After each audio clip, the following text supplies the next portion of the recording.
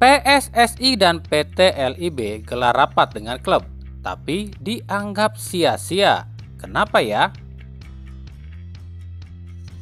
Imbas sepak bola berhenti, sejumlah pemain ikut Liga Tarkam. Aremania minta klub Arema dihukum lebih berat dan dilempar ke Liga 2.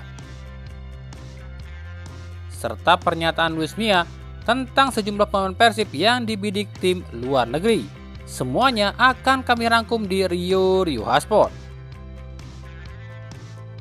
Assalamualaikum warahmatullahi wabarakatuh. Hai Rio Sport lovers, inilah Rio Sport untuk edisi kali ini. Tapi seperti biasa, sebelum kita lanjut ke videonya, saya tetap mohon dukungannya untuk channel ini agar terus berkembang dan bisa memberikan berita-berita informatif yang tentunya semoga saja bermanfaat untuk kita semua. Dengan cara klik subscribe, aktifkan juga notifikasi loncengnya, like, share, dan juga komen. Dan inilah Rio Sport selengkapnya.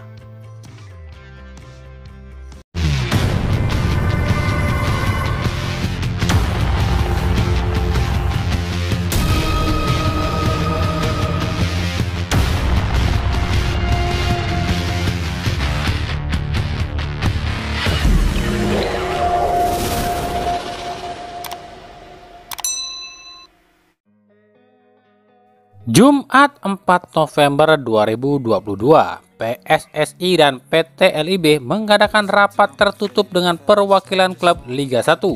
Rapat ini ditujukan untuk menentukan apakah dan kapankah Liga digulirkan kembali. Dari rapat ini ada beberapa poin yang didapat, yakni Liga 1 akan digelar lagi tapi dengan 3 opsi, yakni tanggal 18 November, atau tanggal 25 November atau tanggal 2 Desember. Yang kedua, laga di paruh musim kedua Liga 1 akan digelar menggunakan sistem bubble seperti musim lalu. Yang ketiga, Liga digelar tanpa penonton untuk sementara waktu dan akan dicoba dihadiri penonton secara berkala. Namun di rapat ini kami tak menjumpai hasil dari kapan bursa transfer akan dibuka.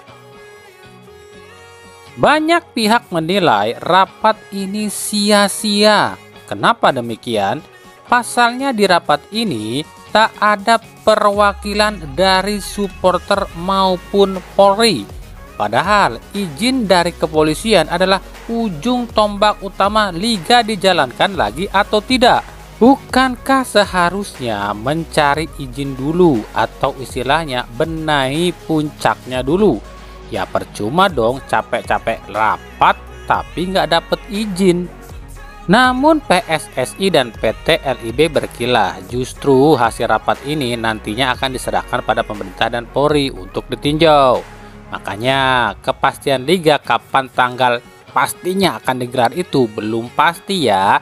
Apakah tanggal 18, 25, atau 2 Desember. Aduh, ente kadang-kadang ente. Imbas dari berhentinya Liga selama 1 bulan lebih ini membuat nasib para pemain terkatung-katung. Meskipun tetap menerima gaji dari klub, tapi itu hanya gaji pokok saja.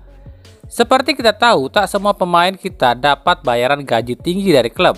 Bahkan untuk pemain-pemain yang levelnya bukan level timnas, kebanyakan gajinya tak lebih besar loh dari gaji PNS. Terus berapa sih gaji PNS? 6 juta, 8 juta, atau 10 juta sebulan? Berarti ada beberapa pemain kita yang gajinya di bawah itu ya. Untuk mengatasi kekurangan inilah ada sejumlah pemain Liga 1 dan 2 yang terpaksa banting setir. Mulai dari beralih menjadi pebisnis, pedagang, bahkan ikut Liga Tarkam alias antar kampung. Lalu ada siapa saja sih pemain Liga 1 dan 2 yang ikut Liga Tarkam atau antar kampung? Kami pun coba mencari tahu. Sejauh ini kami temukan ada beberapa pemain, di antaranya Patrice Wanggai dari Persipura Jayapura, PSM Makassar, bahkan satu tim loh. Dias Anggaputra dari Dewa United, Yuda Febrian dari Dewa United, Oke John dari Rans Nusantara FC, El Hadji Diouf dari Persewar Waroven, Rizky Dwi Febrianto dari Arema, dan lain-lain.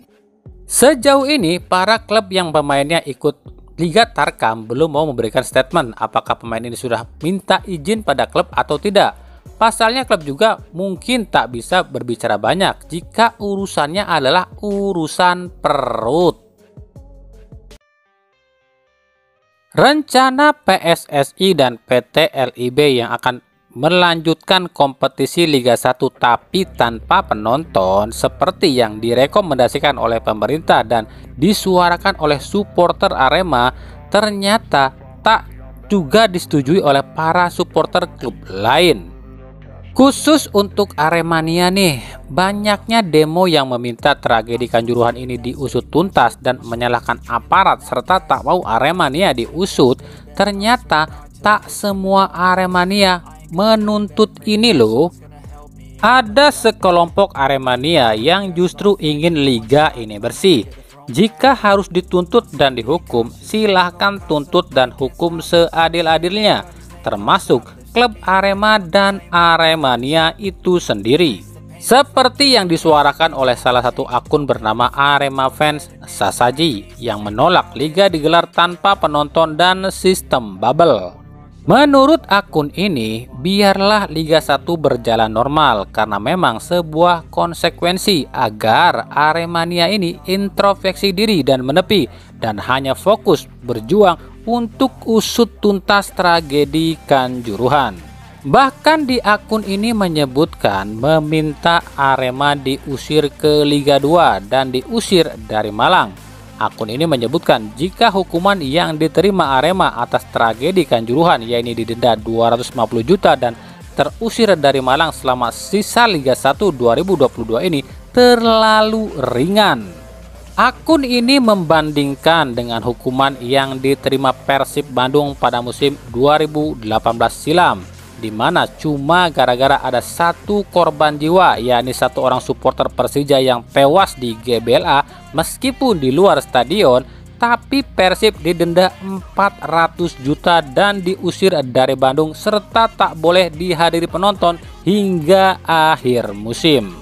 Maka seharusnya klub Arema yang supporternya tewas 135 orang lebih ini harusnya dihukum lebih berat, yakni dibuang ke Liga 2 dan didenda lebih besar dari yang diterima Persib di 2018.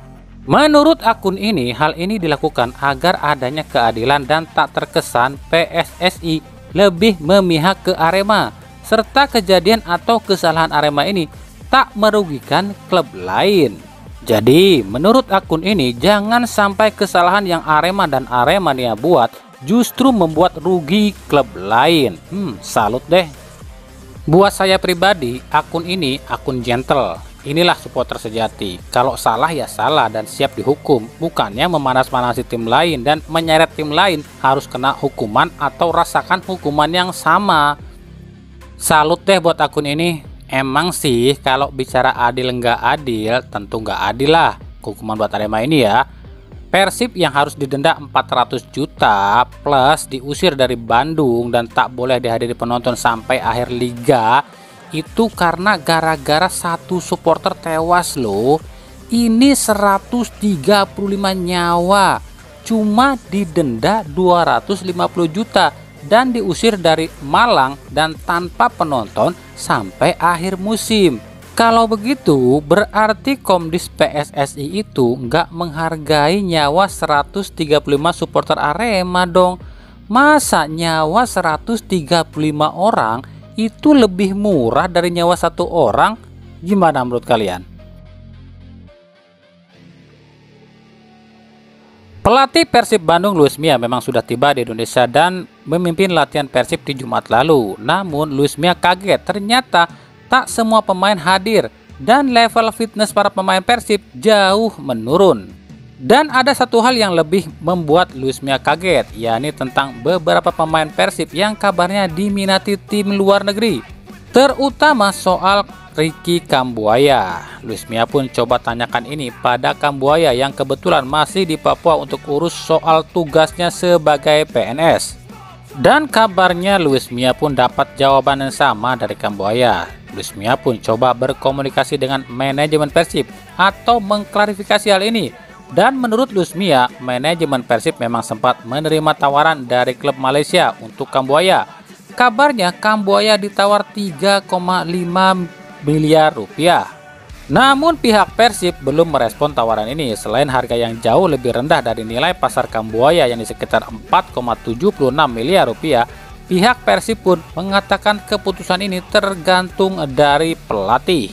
Luis Milla pun mengatakan memang masih membutuhkan kontribusi Kambuaya, tapi jika sang pemain tetap ingin hengkang, Luis Milla tak bisa berbuat apa-apa dan tak akan menahan siapapun jika ingin hengkang.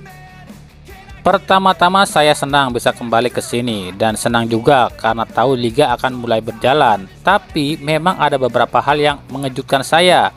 Selain level fitness para pemain agak menurun, kita pun kesulitan cari lawan tanding dan kabarnya ada beberapa pemain kami yang diminati klub lain. Saya sudah berkomunikasi dengan para pemain tersebut, juga dengan manajemen, dan menurut saya itu hal wajar jika pemain ingin pindah dari satu klub ke klub lain. Dan saya tentu tak akan mencegah, itu demi karir mereka, ujar Luis Milla. Nah, segitu aja dulu pembahasan kita di video kali ini. Selanjutnya kita akan bahas reaksi klub-klub soal keputusan liga, dan juga kami akan cari tahu nih kapan sih bursa transfer akan dibuka. Nantikan di Rio Sport. Ikuti terus berita seputar sepak bola khususnya Liga Indonesia dan pernak-perniknya hanya di Rio Sport. Terima kasih yang telah menyaksikan video ini dan mengunjungi channel ini. Kritik dan saran selalu kami nantikan di kolom komentar atau di media-media sosial kami yang ada di bawah ini. Sampai jumpa di video-video kami selanjutnya dan salam Rio Sport. Wassalamualaikum warahmatullahi wabarakatuh.